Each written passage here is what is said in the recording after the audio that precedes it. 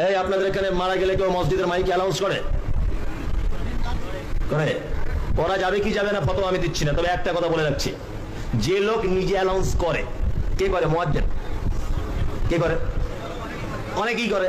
যারা যারা করে এদের যে কিয়ামতের দিন কি সাইজ করবে আল্লাহ আল্লাহ ছাড়া কেউ জানে না। তার যুক্তি আছে পিছনে, আপনি দাঁত বার করে হেসে দিয়েন না, তার কথাটা আগে শুনুন, তারপর কথা কমপ্লিট করতে দেন। যে লোক হেঁকেছে, যে লোকটা হেঁকেছে মসজিদের মাইকে, তার যে কিয়ামতের দিন কি হবে তা আল্লাহ ছাড়া কেউ জানে না। কেমন হবে?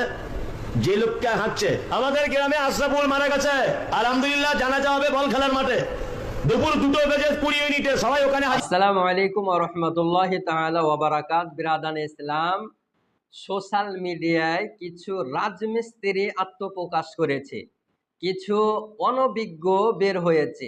এরা কোনোদিন জীবনে হাদিস কোরআন পড়েনি, রাজমিস্ত্রি কাজ করতে করতে এখন স্টেজে বক্তব্য রাখছে আর নিজেকে অনেক বড় পণ্ডিত মনে করে। তো এই রাজমিস্ত্রি বলছে যে কেউ যদি মারা যায় তার ঘোষণা মসজিদে করা যাবে না, যে করবে তার যে কি হবে, এই রকম কথা বলতেছে।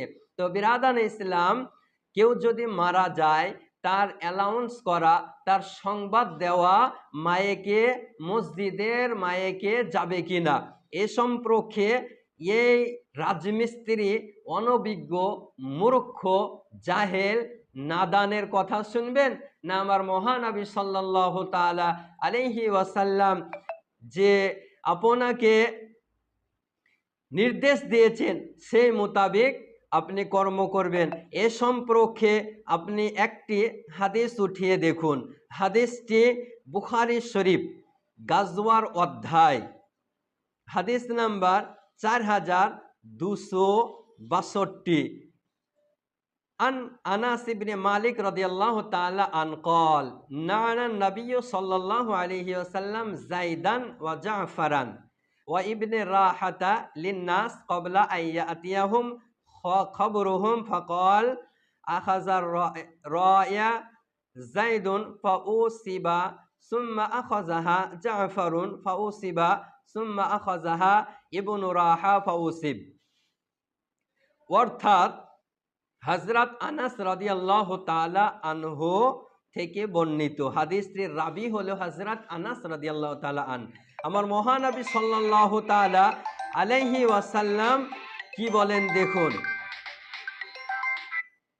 আমার মহানবী সাল্লাল্লাহু তাআলা আলাইহি ওয়াসাল্লাম মানুষকে জানালেন যুদ্ধে শহীদ হয়েছেন।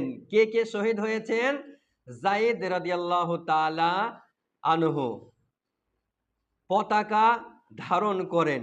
হযরত রাহা রাদিয়াল্লাহু তাআলা আনহু শহীদ হন, তিনি পতাকা গ্রহণ করেন, তিনিও শহীদ হয়ে যান। তারপর ইবনু রাহা রাদিয়াল্লাহু তাআলা আনহু পতাকা গ্রহণ করলেন, তিনিও শহীদ হলেন।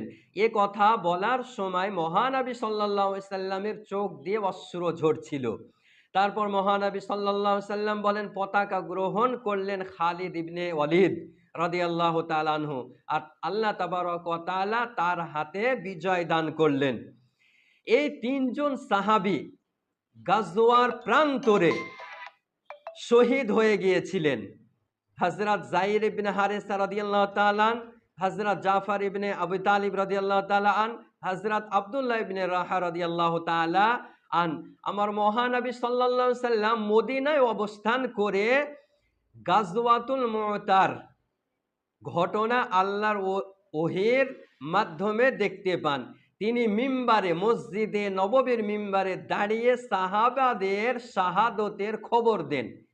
মিম্বারে দাঁড়িয়ে মসজিদে সাহাবাদেরকে বলেন, অমুক সাহাবী গাজওয়ায়ে মুতাতে শহীদ হয়ে গিয়েছেন, তিনাদের সংবাদ আমার মহানবী দিয়েছেন। তাহলে বলুন মুসলমান, যে মোল্লা রাজমিস্ত্রি না পড়ালেখা করে আপনার ফতোয়া দিতেছে যে মসজিদে যে অ্যালাউন্স করে তার যে কি হবে, এই রকম রাজমিস্ত্রি, অনভিজ্ঞ, জাহিল, মূর্খদের কথা থেকে আপনাকে আমাকে 100 কিলোমিটার দ্রুত বজায় রাখতে হবে এবং এই রকম রাজমিস্ত্রি থেকে আপনাকে আমাকে বিরত থাকতে হবে, কারণ এরা হলো গুমরা, পথভ্রষ্টকারী। এদের কথা শোনা চলবে না। এরা পড়ালেখা করে না, বিনা পড়া লেখে বক্তব্য দেয়। এদের বক্তব্য শোনা শরীয়তের বিধানে জায়েজ নয়, জায়েজ নয়, জায়েজ নয়।